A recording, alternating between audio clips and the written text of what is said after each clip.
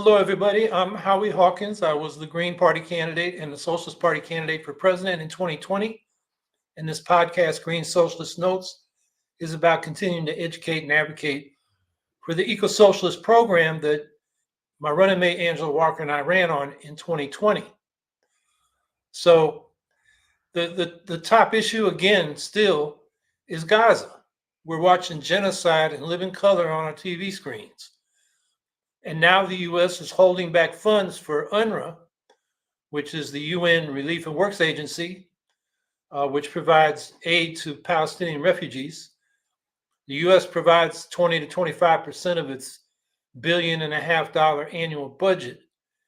And we pulled the funding because there are allegations that a dozen out of 13,000 employees were involved in that October 7th Hamas attack on Israel. So if that's true, and it's, we haven't seen the evidence, for the deeds of a few, the whole Palestinian people are being punished, collective punishment, because this agency not only serves with food and schools and healthcare and other services people in Gaza, but also on the West Bank and Palestinian refugee camps in Lebanon, Syria, and Jordan. So U.S. complicity in genocide is deepening, despite some equivocating words from Biden and Blinken.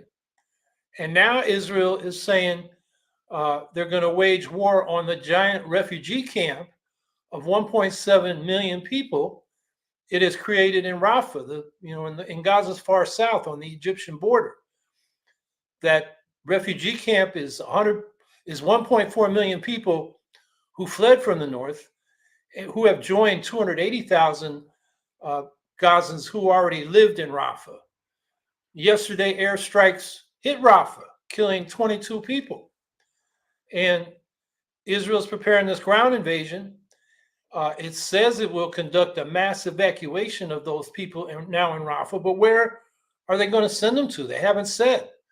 Will Israel finally expel them to Egypt in a massive act of ethnic cleansing? That's what the fascist far-right members of the Israeli cabinet have been advocating.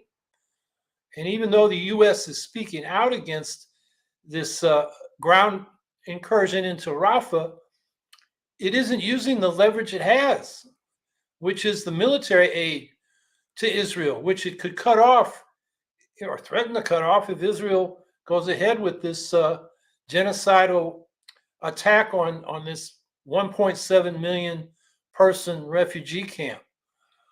So this genocidal war continues unabated, and we need to keep speaking up for a permanent ceasefire in Gaza, emergency humanitarian aid to the people in Gaza who are suffering from lack of food, water, and medicine, not to mention housing, restoration of funding to UNRWA. That should be one of our demands. We should call for an end to military aid to Israel until it stops its policies of apartheid and occupation, and demand a real peace process toward a political solution. I'm afraid this talk of a two-state solution from people like the Saudis and the U.S. is just a cover for normalizing relations between the Sunni Arab autocracies like Saudi Arabia and the U.S. to get the heat off it. We've been through negotiating processes several times since the Resolution 242 that called for a two-state, in the UN General Assembly calling for a two-state solution back in 1967. And the U.S. has never played a role, so a sincere role. So that's something we really have to push for. And while all this is going on, the Emergency National Security Bill finally came up for a vote in the Senate this week. The original bill, which included $20 billion for border control, was $118.3 billion, including about $60 billion for Ukraine, $14 billion in security assistance for Israel, without any restrictions on human rights conditions, which is already the law under the Leahy Amendment, and includes a ban on aid to UNRWA, which even Israeli leaders are saying we can't service Gaza and these other communities like on the West Bank without UNRWA. So, I mean, the U.S. is just way off the mark on this issue. There's $10 billion for humanitarian aid for civilians in global crises, including Palestinians, Ukrainians, Afghans, Sudanese, and about 10 other nations in crisis around the world. The $20 billion for border control was terrible. And it's a good thing that this bill did not pass the Senate in this form. It provides for summary deportation without due process. So the ACLU is, very much up in arms about that. It would mean more families separated, more children detained, more people sent back to where they came from that face persecution, torture, and death.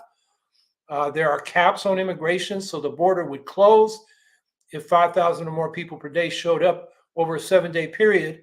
And Biden has said he would close the border like he's Donald Trump. He's pandering to the Republican scaremongering. Asylum is made far more difficult. They remove hearings from the courts where there's due process to some kind of internal review board, I guess run by ICE or Border Patrol. It does maintain preferences for some peoples, Cubans, Nicaraguans, Venezuelans, Haitians, Ukrainians, and Afghans, but it limits the number of green cards per year to 50,000 a year for 5 years. And it provides no pathway to citizenship for the Dreamers or longtime undocumented residents. So this is, a Trump-type immigration policy, which, Biden and the Democrats, most of them were ready to go along with. That failed midweek, I think it was Wednesday, with several Democrats voting against it, 4 of them in the Senate. So it failed 49-50. But these people were silent on the other problems with the bill, including the humanitarian crises at the border and in Ukraine, Palestine, Afghanistan, Sudan, and the rest of these countries. So what Schumer did on Thursday was strip the bill of the border reform and reintroduce the package on Wednesday. Slightly changed. It was $95.3 billion total, $60 billion to support Ukraine for its self-defense against Russia, and an additional $481 million to aid displaced Ukrainians. It still provided $14.1 billion in military aid to Israel. There's $9.5 billion in humanitarian assistance for Gaza and the West Bank, Ukraine, and these other conflict zones, which is good. The amount going to Taiwan and other countries in the Indo-Pacific is upped to almost $5 billion, $4.83 billion. There's another $2.44 billion to support the U.S. Central Command operations, which means the strikes on the Houthis and strikebacks at the Iranian supported militias in Syria and Iraq, and then $400 million to help nonprofits and places of worship beef up security, because there's a lot of Islamophobic and anti-Semitic attacks going on. So, most of that bill is good, I think, except for the security assistance for Israel. It wasn't getting enough votes on Wednesday. The Republicans couldn't figure out what the hell they were doing, so Schumer left the vote open until Thursday, and it passed 67-32. Now, that was what passed. Was they will open up debate on the bill. They call it cloture. And 17 Republicans and all the Democrats voted yes, except Bernie Sanders, because he was upset that it included the Israeli military aid and the ban on funding to UNRWA, which is a good reason to vote no. So the debate has begun, and Schumer has said the vote on the substance of the bill will take place before the senators leave for a scheduled 2-week vacation that was supposed to start on Friday. And Rand Paul, not surprisingly, is threatening to do a one-person veto to slow down the process. So the final vote will still have to pass the filibuster threshold of 60 votes. It does have a chance of passing. Whether it will pass is up in the air, because the far-right Republicans don't want to aid Ukraine like Trump tells them not to, or to. And reporters in the Capitol expect it will pass by early next week. the senators do want to go on vacation, so they will get to a vote. But if it passes the Senate, it's going to have a tougher time in the House. Trump's influence on the far-right Republicans is stronger there. Speaker Mike Johnson is taking his orders from Trump. So it may take a discharge petition to force a floor vote, which would mean that it would require the conservative Republicans who are not far-right crazies to join with the Democrats to get that discharge petition to get a vote. And so it's iffy. And meanwhile, Ukraine is running out of air defense missiles and artillery shells. New York Times reported yesterday that Ukraine will run out of defense missiles, air defense missiles by March. And if they do, there will be nothing to stop Russia from carpet bombing Ukrainian cities like it did Mariupol in Ukraine, or it has done in the past with Grozny in Chechnya or Aleppo in Syria. And after a year, little movement on the front lines, not only could Russia begin carpet bombing Ukrainian cities that are now protected by air defense systems, it could begin advancing on the front lines against Ukrainian forces that are running out of artillery shells to repel them. And while the front lines hardly moved in 2023, Ukraine has made advances by attacking assets, Russian military assets, supply lines behind the front lines. And you know, the narrative is Ukraine is losing the war, but Russia's Black Sea has been defeated by Ukrainian drone boats. They can't operate in the Black Sea. They can't block the grain exports, which have resumed because the Russians' Black Sea fleet can't get close to those coasts without being attacked by these drone boats and also cruise missiles. The Patriot air defense missiles have shot down a number of Russia's Su-34 fighter jets, preventing them from making sorties against the front lines. They can't get close enough to release their glide bombs. And the Su-34 is no joke. It's a much more sophisticated fighter jet than the F-16s, which the U.S. has promised and Western Europe has promised, but still has not delivered to Ukraine.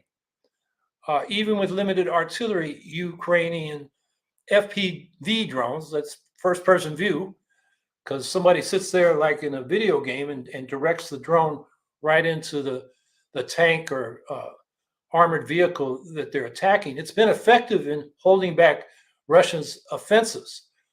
And in fact, Russia's loss of armored vehicles, depending on the week, is 3-1, 4-1, sometimes 10-1 in some of these frontline battles. And Russia's losing far more troops. And then also Ukrainian drone strikes against Russia's oil refineries are having a big impact. They've been attacked from the Baltic Sea in the north to the Black Sea in the south, and it forced Russia's energy ministry last week to announce they're cutting oil exports by 37% due to limited refining capacity. And that's a lot of income that the Russian war machine depends on. So, you know, Ukraine is doing all right. They aren't pushing Russia out, but they aren't getting pushed back, and Russia's not taking more land at this point. And then look at the bigger picture. You know, Russia initially thought they could take the capital, Kyiv, in a few days and install a puppet government. They were defeated in that. And over the course of 2022, Ukraine took back half the land that the Russian military initially occupied. 2023, yes, the front lines were stable, but Ukraine has inflicted severe costs on the Russian army in terms of its offenses on the front line and also behind the front lines, like I just described. But in 2024, Russia could occupy more Ukrainian territories if the U.S. doesn't send ammunition and Ukraine is relatively disarmed. You know, what I wonder is, where is the progressive who wants to support Ukraine but not Israeli genocide and wants this other humanitarian aid to go? Why haven't they called on Schumer to separate the Ukrainian aid from the Israeli aid and the other aid? Instead, you got to vote for it as a package. So Sanders is saying, I can't stand the Israeli aid, so I'm going to vote against it, even though I might support aid to Ukraine. And other senators are saying, I'm going to vote for it because of the Ukraine aid, even if I'm not happy with the Israeli aid. Those things should be separated. And if you're talking to your representatives in Congress, you might ask them why the hell they don't push for that. So meanwhile, the other thing that happened this week that really caught my attention was in Brazil, Bolsonaro, like his role model Trump, who plotted a coup like Trump did uh, against, in this case, Lula's win in the presidential election last October. Uh, this week, uh, the Supreme Court of Brazil seized Bolsonaro's passport, pending what looks like are going to be indictments and arrests for this coup attempt. I mean, Bolsonaro was alleging there would be election fraud even before the election was held, like Trump did. He was mobilizing his supporters, and they did attempt to seize Capitol buildings, like Trump did. And what Bolsonaro did was he was working with military leaders to seize power under martial law if they lost the election.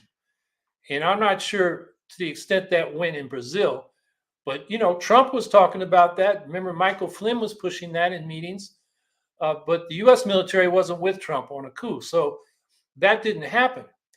But the thing is, look, in Brazil, it only took them 9 months after the election for the Brazilian federal court to rule that Bolsonaro was ineligible to run for election until at least 2030 because of his role in that attempted coup after the election last October. And then this week, it's only 16 months later, this Brazilian Supreme Court seized the passports and looks like they're getting ready to indict and arrest Bolsonaro and his top co-conspirators. So the wheels of justice are turning a lot faster in Brazil than the USA. The same day that Bolsonaro had his passport seized, the U.S. Supreme Court heard arguments about the Colorado Supreme Court decision to keep Trump off the ballot. From the hearings, it looks like they're going to keep him on the ballot. They're going to rule he should be on the ballot by at least 8-1. I mean, even liberals, Kagan and Jackson, were saying the 14th Amendment gives the state the right to exclude insurrectionists for state elections and election to Congress, but not to the presidency because it's a national election. That seems to me be stretching the law, but we'll see. Trump's probably going to win that one. But the question for us is, why the hell did it take the Biden administration so long to indict Trump for insurrection? Merrick Garland, the attorney general, I think was afraid that the MAGA Republicans would accuse him of a politicized prosecution. For the first year after the election in 2020, Garland only had 4 prosecutors dealing with all of the people that invaded the Capitol. The fact is, Garland saying he wants to avoid looking like it's politicized. His decision not to really get prosecutors on this case was itself political. And so it took almost 2 years until November 2022, a little more than a year ago, for Garland to appoint Jack Smith as a special prosecutor for the 2 federal cases Trump faces, the coup attempt and the classified documents case. And within 7 months, Smith had indicted Trump on the classified documents case. That was in June last year. And by August, 9 months later, Smith had indicted Trump on the attempted coup.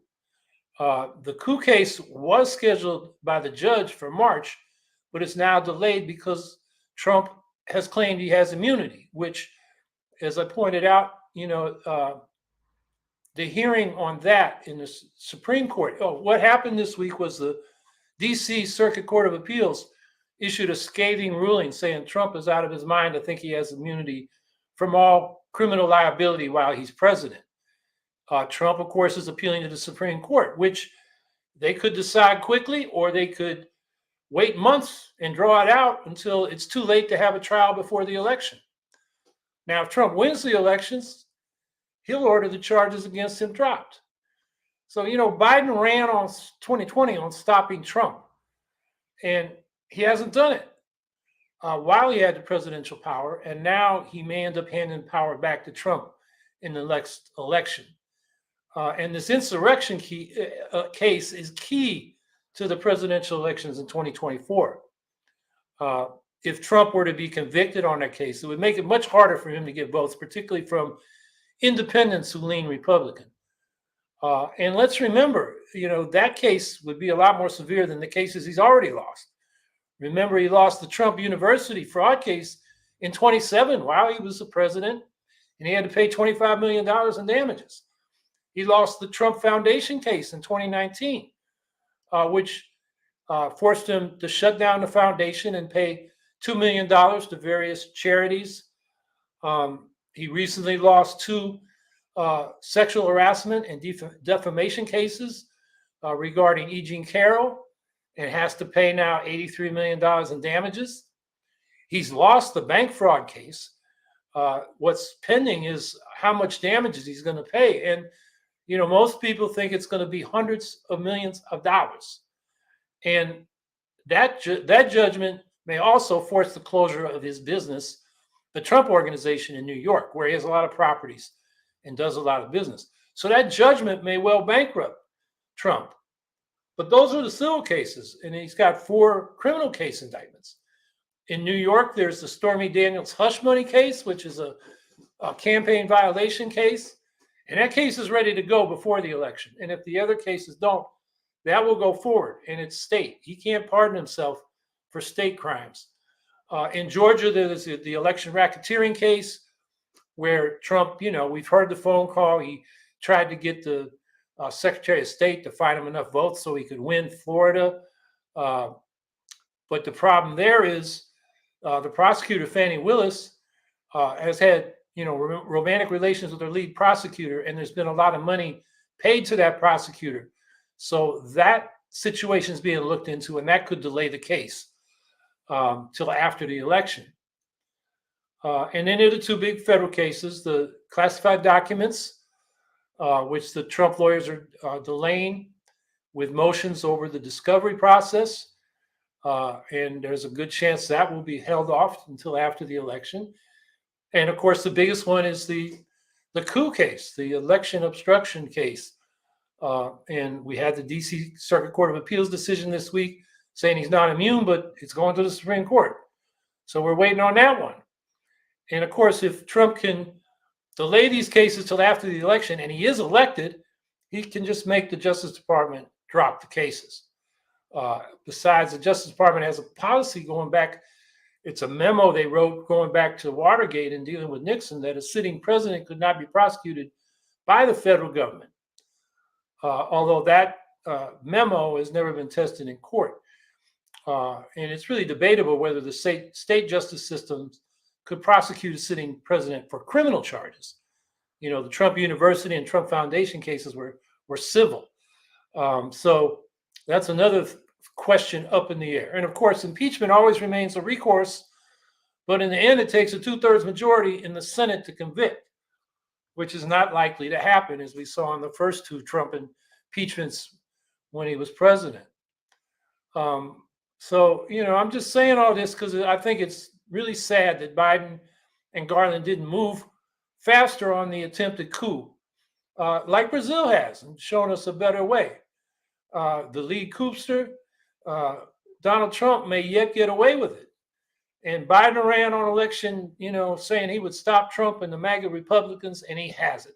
In fact, he's still trying to do bipartisanship with the party that tried to overthrow his election. Just look at this border plus foreign aid compromise he, had his people try to negotiate. And so, the fact is the Democrats don't know how to fight the right. We need to defeat the right, not normalize them by trying to cut deals with them and compromise with them. We need to defeat them. And that's why we can't rely on the Democrats, and we need the Green Party. So that's my rant for today. Let's see what you got to say.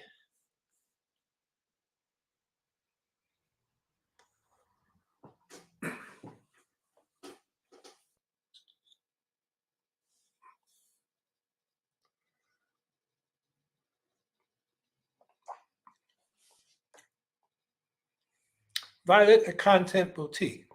Howie, any comments on the Putin interview?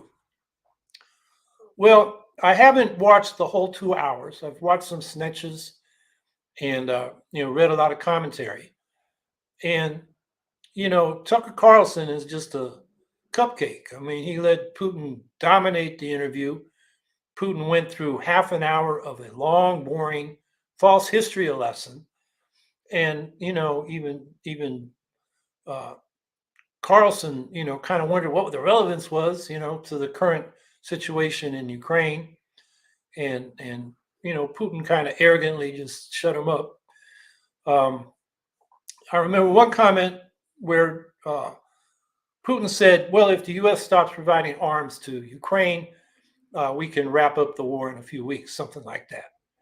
Uh, I doubt that will happen. If Ukraine's disarmed, uh, Russia is going to at least go for all the oblasts that will give them control of the Black Sea and a land bridge uh, to Moldova, where they have an occupying force in Transnistria on the eastern side of Moldova, and they may go for Kyiv. I mean, if they think they can get it and install a puppet government. I mean, that was the objective. Putin has been saying repeatedly that his goals remain the same: denazification, which means regime change, replacing the current government with a government that is under Russia's control, and demilitarization, which means Russia controls the military space of Ukraine. And he hasn't backed down from that. In fact, he's getting more aggressive in saying that. He said it in his annual press conference in December, and said it in recent remarks. So, see what else I remember hearing. There's a long history lesson, and the thing I paid attention to was what he said about Ukraine. And Tucker Carlson, basically his questions sort of premised, or in the questions were the premises of the Russian narrative about Ukraine. So it was certainly not an aggressive interview. It was basically a platform for Putin that Carlson provided. So, I don't think it's really going to change much. I thought Putin didn't read the room. I mean, his audience there was people in the West, because it was translated in English and broadcast on X, formerly Twitter, and his audience in the West is the far right. That's who he's been aligned with. At one point, he said, "Why is the U.S. involved in Ukraine when it's got its own problems back home, like immigration and the debt, which are the Republican, talking points?" He was appealing to the far right. But I think he lost him in that first half hour. He went on and on and on about, history going back to the 9th century. And I don't know how many people are going to sit through that. So I think he probably lost his audience there. So those are a few thoughts. I'm looking for a transcript so I can, clip out some of his comments to comment on, like what he said about if the U.S. stops arming Ukraine, the war will end. The war will end when Russia gets what it wants. I think that's what he really means. So, and Carlson said he was the first Western reporter to want to interview Putin, which is so false. Even Peskov, the Russian, spokesperson, said, "Well, that's not true. We just didn't like any of the Westerners that wanted to interview Putin." And a number of reporters, Anand Anandpur and the BBC reporter and others said, "Yeah, we've been trying to get an interview to ask a question to Putin." I saw on BBC, the BBC reporter in Russia, he was at that press conference Putin held at the end of the year with his BBC sign, and he pointed out, Putin didn't call on him. So that was kind of self-aggrandizing by Carlson, and it was so bad even the Russians had to check him on it. So those are my comments on the Putin interview. Scout Trooper 164. I should mention as well that the new commander in chief for Ukraine was responsible for the defense of Kyiv and Kherson and the Kherson offensive, and managing Aden and Wagner. Let's not dismiss him yet. Yeah, I don't think we should. One positive thing about it is it showed the that the civilian leadership, the military is subordinate to the civilian leadership, which is what you want in a democratic society. Whether, Zaluzhny was uh, not a good commander, as Zelensky concluded, I question, because I think what Zaluzhny did was he wrote that article. I guess it was published in The Economist, where he said, the front lines are frozen, stalemated, and we need, better weapons, better technology. And also, and this is where I think his big problem with Zelensky was, we need to mobilize 500,000 Ukrainians into the armed forces to defeat the Russians by pushing them out of Ukraine. And Zelensky, that's not going to be popular with people that don't want to fight in a war and, get drafted. So Zelensky pushed back. But I think that's a real issue. There was an article this week, I think it was the Washington Post, it may have been the Wall Street Journal, the New York Times, where a lot of the units on the front lines are understaffed because there are not enough new people coming in, or people with combat experience who know what the hell they're doing and won't get killed right away. And so they're in a difficult situation. They're sitting there not getting rotated, getting tired, which inevitably affects your morale and your competence in terms of operating. So there are real problems there, and I think Zaluzhny brought them to attention. The fact that he did publicly, I think Zelensky didn't like. But if you saw the Zelensky gave Zaluzhny and another guy that heads their military intelligence, the top honor, military honor, and Zaluzhny was smiling. He hugged Zelensky when he got it, whereas the other guy just gave him, a handshake and a salute. So it doesn't look like it's personal. At least they're putting on a good face. So we'll have to see what happens. But the guy that replaced him, Sersky, I think his name is, the reporting is, the rank and file of the troops, they love Zaluzhny. This guy has mixed reviews because he's very aggressive and will put people in dangerous situations, whereas Zaluzhny was focused on preserving, the military personnel and, only taking those risks that had a good chance of succeeding. So, this will have an impact down the chain of command to the rank and file, and we'll have to see. I'm not judging or second guessing Zelensky, but I do have questions, and we need to watch what happens. So this guy Sersky did lead the defense of Kyiv. He did take the offensive, and actually Zaluzhny wasn't so enthusiastic about it. But that Kherson, well, the Kharkiv offensive is where Zaluzhny wasn't sure it was strategic, but that was very successful. They took almost all of Kharkiv Oblast back in September very quickly when the Russians, weren't ready for them. And that was a big advance. And then Kherson later in the year, I don't know who gets credit for that. I mean, what the Ukrainians did was bomb all the bridges by which Russia was resupplying its troops across the Dnipro River. And it couldn't be resupplied, so they had to retreat. And, that recovered the biggest city the Russians had occupied, Kherson, on the west bank of what they call the right bank of the Dnipro River, and Russia's still on the left side. So it's something to watch. I think, what we can do from here is, provide moral, diplomatic, and military support to the Ukrainian resistance. And I'm confident, whoever the commander in chief is, the Ukrainians are going to fight well because they've shown that. It's their country. They're fighting for their very existence, for their families, and they'll keep fighting. So I think that's where it's at. Vicky Condon, comments about Bill 549 in Iowa, basically legalizing transphobia, and a similar bill in West Virginia.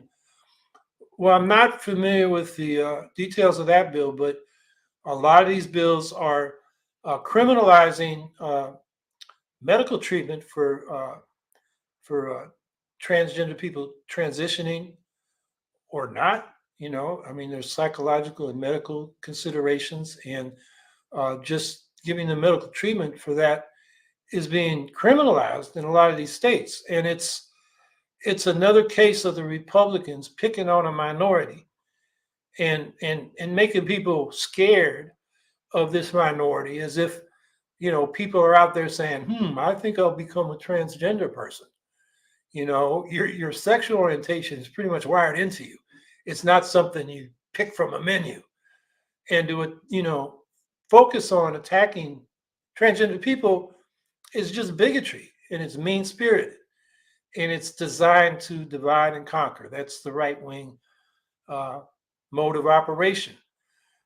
So I can't comment on that bill in particular, but I can say generally, this whole attack on trans people by the right is disgusting, and we need to fight back and speak up. I mean, some people don't want to speak up because it's a minority that doesn't have much power, and they just want to stay out of the fire. But what that German pastor said about Nazi Germany. First they came for the communists, and I said nothing because I wasn't a communist, and then they came for these people, and I said nothing because I wasn't these people, and finally they came for the Jews, and I wasn't a Jew, and then they finally came for me, and there was nobody left to speak up. So that's why injustice anywhere is a threat to justice everywhere, and we all need to defend people who are under attack for just being who they are.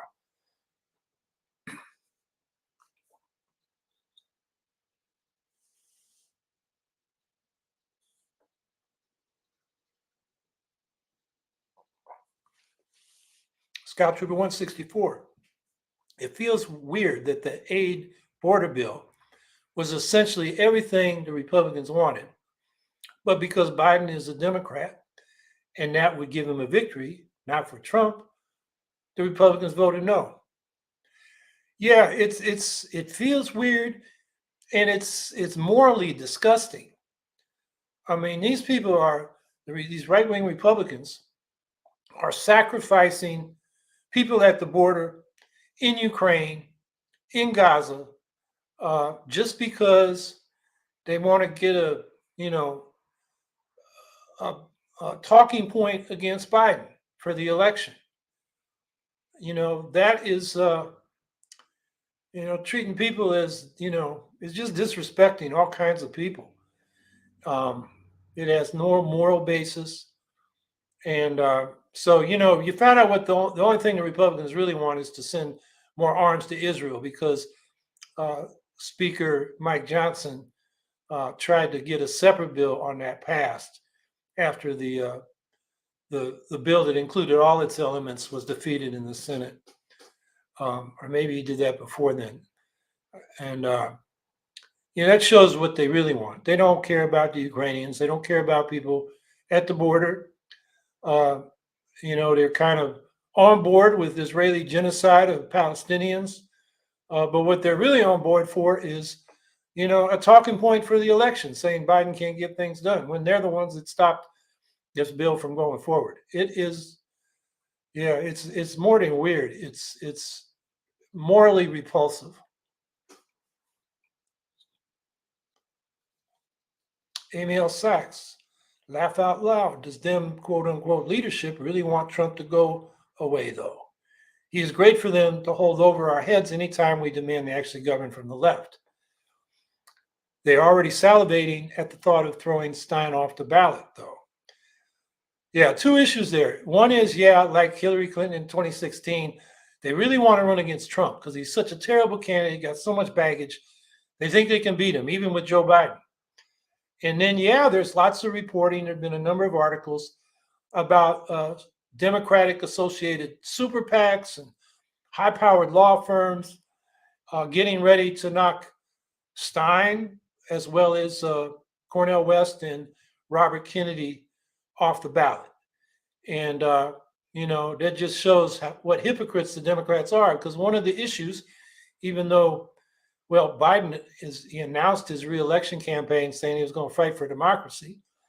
but he doesn't really have much of a program. He failed to get the Voting Rights Act restored, which was part of H.R. 1, the top priority of that first session of Congress when he was president in 2021-22, because he wouldn't take on a filibuster because he wanted to do bipartisanship with the far-right Republicans. So he's not defending our democratic rights. And meanwhile, the Democrats turn around and attack our democratic right to offer our candidate on the ballot. So the Democrats aren't very damn democratic. And that's why we need the Green Party. We need to lead the fight for democratic rights, from restoring the Voting Rights Act to getting ranked choice voting and proportional representation so we can have an inclusive multi-party democracy instead of this exclusive two corporate party system. So yeah, we're going to have a fight on our hands, and we know who the players are. One of them is Mark Elias, who has, got a lot of credit for beating Trump something like 60 times on his, election lie court cases. And, Elias beat him every time. Well, good. But what has he done, for more than 20 years? He was the counsel for John Kerry when he ran for president in 2004 that harassed the Nader campaign with dozens of lawsuits, most of them frivolous, having no basis, to drain resources and time and energy away from the Nader campaign. It was the most consorted, or, it was the biggest attack on ballot access in American history. Richard Winger of Ballot Access News has studied this, and, he's written articles and law reviews about how this was off the charts, what they did to Nader. And that was Mark Elias. And when I ran in 2020, and where we were attacked in Montana and Wisconsin and Pennsylvania, it was lawyers affiliated with him, lawyers that he got mobilized in these states, that attacked our ballot access. So the Democrats are no friend of democracy, and anybody who thinks we can rely on them to protect and expand our democratic rights is whistling in the dark, because you just got to look at their record. They failed on the Voting Rights Act when they had both houses of Congress and Biden was president. And the other, election protection measures that were part of H.R. 1. And now they're attacking our ballot access, which is, what they've been doing ever since the Greens showed up. Because what they're really afraid of is that we'll get a lot of votes because our platform is more popular than theirs on questions like healthcare, Medicare for all, climate action, the Green New Deal, tax fairness, tax the rich, and so forth. So they just rather do like what Putin just did to his anti-war opponent this week. This guy submitted 200,000 signatures. He needed 100,000 nationwide to be on the ballot, and they happened to find that he was short by 5,000 signatures. Big surprise.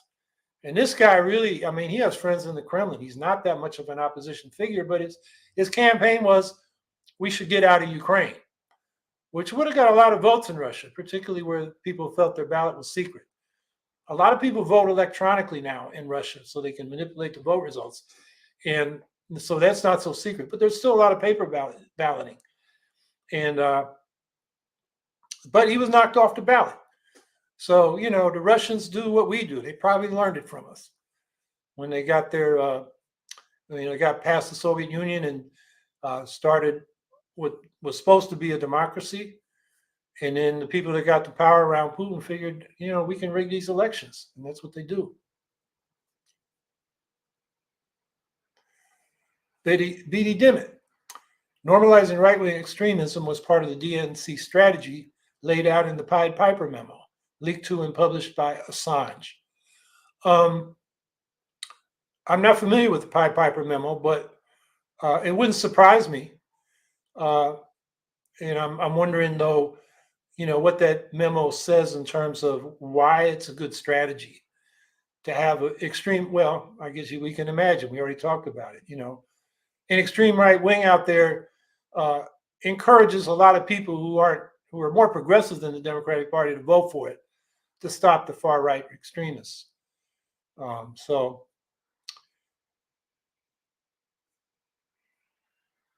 whatever that memo said, Biden has been doing it. And we just had the most recent example in this whole negotiation around linking uh, the border to the foreign aid for Ukraine, Israel, and uh, Taiwan, and humanitarian aid to many places. Carrie J. Campbell, Green Party Jill Stein campaign, your observations. The February 29th free and equal debate will include Wes Stein and Jasmine Sherman for president. Stein and Sherman are Green Party candidates.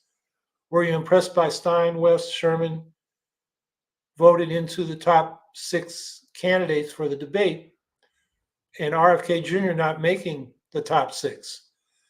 Finally, Green Party congressional candidates coming on your show soon. Thanks, Howie. To answer the last one first, I was talking with Christina Khalil earlier today, and she's going to come on soon. She's got to pick a date. So my Saturdays right now are open in terms of guests. So it should happen soon with Christina Khalil. And it's interesting that I think that shows that there's a lot more Greens out there than people at the grassroots. Let's say Greens who are connected and motivated, by Green parties at the state level, at the grassroots level. For all the Green, and I guess West is kind of in that milieu because he was with us for a minute, getting in, whereas RFK did not. I mean, he's a media phenomenon. He's a very rich guy, but his enthusiasm at the base may not be very much. So that's interesting. So that's 3 candidates. I know 2 were libertarians. I forget who the other candidate was. Maybe it was Marianne Williamson. I'm not sure, but she's already dropped out. So anyway, that's just a small indication that the Greens are no joke. We do have a base. Yeah, that's interesting that RFK Jr. did not get voted in to the free and equal. And it's especially significant because free and equal, that group is basically libertarians. And RFK is, schmoozing with the libertarians. He may even seek their nomination to get on the ballot. So, the libertarians that voted in this thing, I guess they didn't like Kennedy so much. But that's, I think, an interesting observation. Ashley R., how do you reconcile your Putin interview questions with your Putin-sponsored candidate? Jill Stein is not sponsored by Putin. Let's just be clear about that. I have my criticisms of Jill. I think she's a little credulous about the intentions and motivations of Putin's Russia. I think she's wrong on calling for us to cut off arms to Ukraine. She's in the same camp with the far-right Republicans. But, those are my reservations. Otherwise, her platform's progressive. And Joe Biden is not, and particularly, he's genocide Joe, like the, Arab, Muslim, and younger voters are saying. They're just totally disgusted at what he's doing, basically letting Netanyahu basically disrespect him in public. Because Biden is saying, oh, you can't kill so many civilians. You can't do a ground operation in Rafah. And Netanyahu is saying, yeah, I'm going to do it, and you can't stop me. Biden, is looking weak, as well as, just totally immoral to let that go along. So Jill is not Putin sponsored. What happened at the RT event in 2015, she paid her own way. I was part of the discussions leading up to that. And one of the people in that call said, it might not be a good idea because whatever you say, and what Jill wanted to say is both, the U.S. and Russia should stop sending arms and their allies sending arms into Syria, and it needs a political solution. And we need to work on nuclear disarmament. It was a peace message. And I think, they wanted her there for show, not to hear what she had to say. But in any case, at that dinner where she's, she was seated, she didn't choose her seat. Putin showed up for about 5 minutes for the picture. And Sputnik immediately sent it out on the internet, um, because that was their point. And so in the discussions, one guy said, a picture could overwhelm everything else you do while you're there. And that's what happened. Um, but, I think Jill was a victim there of, Russian state media, which I think, maybe she should have realized, she might be. She just put her in a place where she could be used. But, um, that happened 9 years ago now. And she paid her own way. They offered to pay. She said, no, I'm going to pay my own way to maintain my independence, which I think was the right way to do it. But that picture is just, like one of those people in the email thread said, you don't want that to happen. And that's what happened. So that's my view on that. Jill knows it. And I'm still, helping her with messaging and platform stuff. I've given her 2 little memos, at the request of somebody in her campaign who's doing that, coordinating that kind of stuff in the last 2 days. So hopefully, it's having some influence.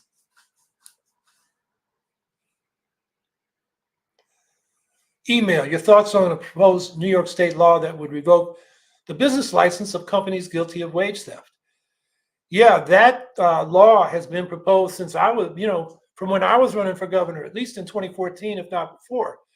And I worked a lot on that, particularly with there's a Chinese Workers Association in New York, which is, really focused on that because they have a lot of people that do home health aid. And the way New York regulates that is you're on duty 24 hours, but you only get paid 13.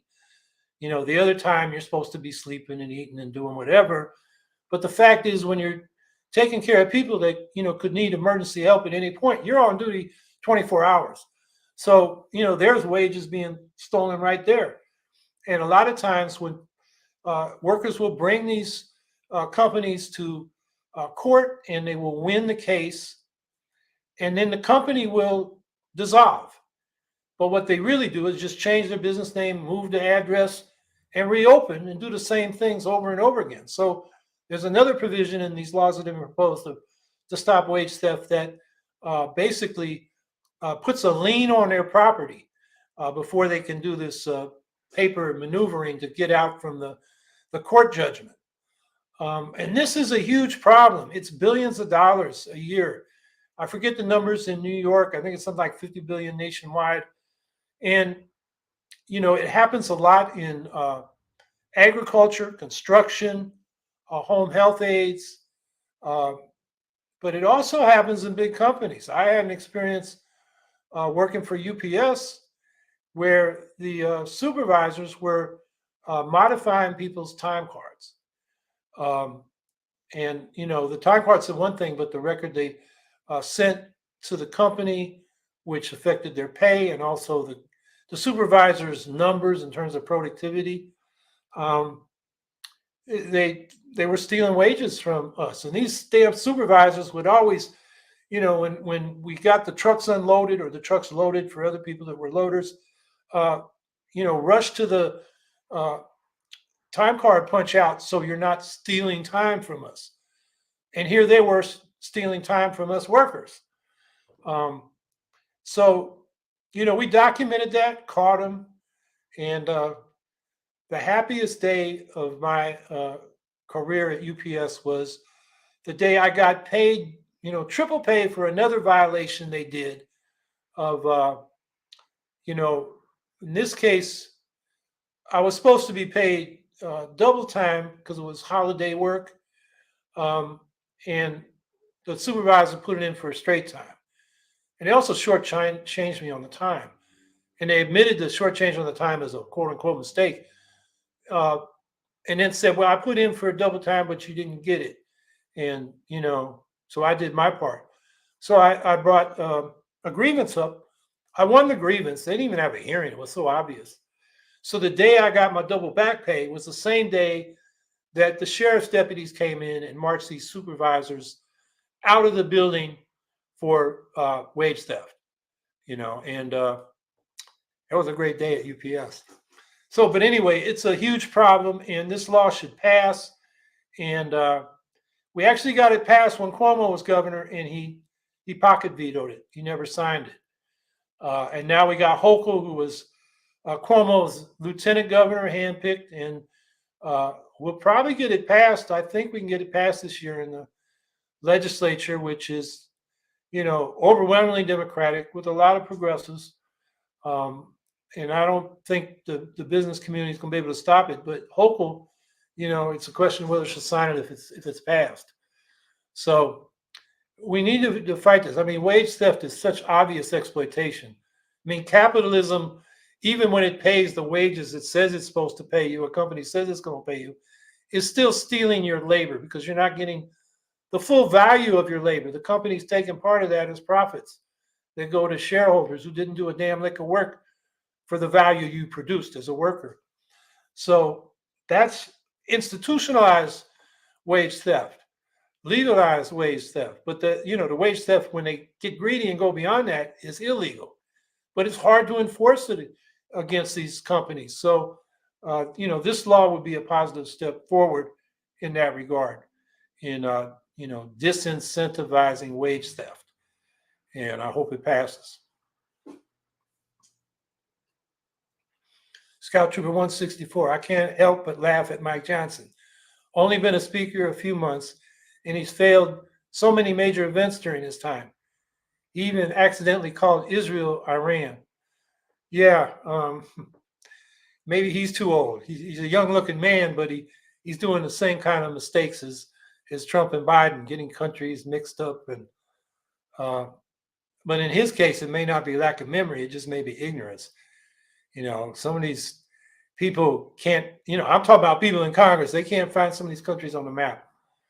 They just don't know what they're doing, and they're there because they got promoted by the machines of the two parties, which are funded by business, and all they're interested in getting is pro-business legislators, to give them tax breaks and deregulation and that kind of thing. So, and Mike Johnson's one of those guys. I wouldn't call him an intellectual or a serious-minded person. He's a politician. He's an opportunist.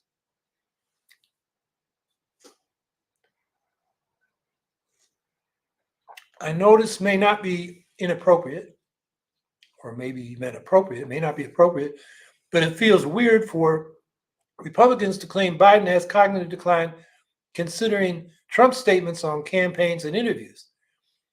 He called Nikki Haley Nancy Pelosi. Yeah, they both over the hill. Now, the reality is, having little flubs and memory lapses really isn't that big an issue for being president, as long as you've got enough there to consider the big issues, the big policy. You have a whole army of people that can keep track of the details and execute the policies. I mean, Reagan, he was declining at the end of his term, but his government was unfortunately pretty efficient at what he wanted to do, but also fortunately, like in the arms deals, the nuclear arms control deals that they signed with Gorbachev and the Soviet Union. George W. Bush, I mean, he's one of those guys that couldn't find a country on a map. But he had a little army of people that was able to carry out the duties or carry out the administration.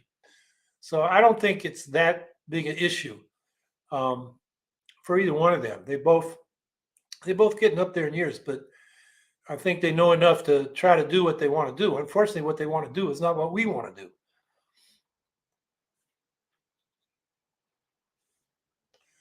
B.D. Dimmitt, the tobacco industry should not have any level receiving business licensing for their making a disease, nicotine addiction, that kills so many residents.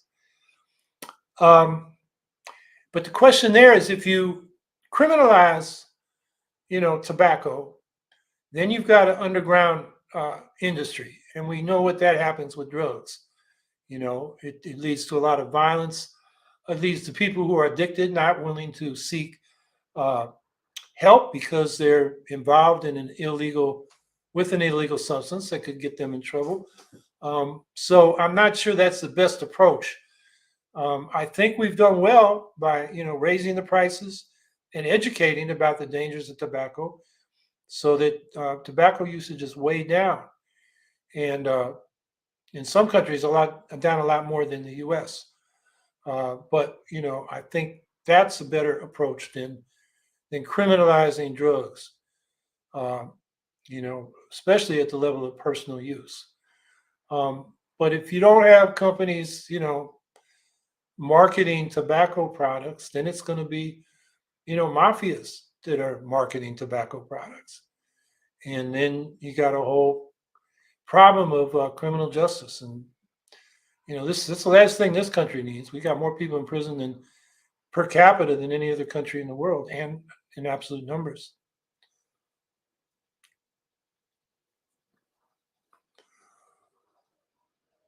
Okay, well, we're going to have Christina Khalil soon as a guest, and I need to get. I've been busy. I haven't had time to write some of these people that are willing to come on, but we'll start having guests soon. At this point, I guess next week we'll do a discussion of what's going on.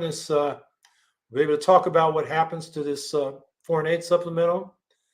Uh, there could be news on some of the Trump cases and Gaza. That's got to be a top concern. So we'll have plenty to talk about. So I hope everybody has a good week. Go 49ers. I have to say that. I've been a 49er fan since I was a little kid. I used to take a milk carton called Christopher's Milk. It was the mayor's company in San Francisco. And you give them a carton, and they pack us into this corner of the end zone, which is surrounded by fencing with barbed wire at the top. And we were packed in there like sardines, even if the stadium was half full. But I've been watching the 49ers since then. So it's an emotional thing. So I'm hoping they win the Super Bowl tomorrow. But whether you watch it or not, I hope you all have a good week, and see you next week.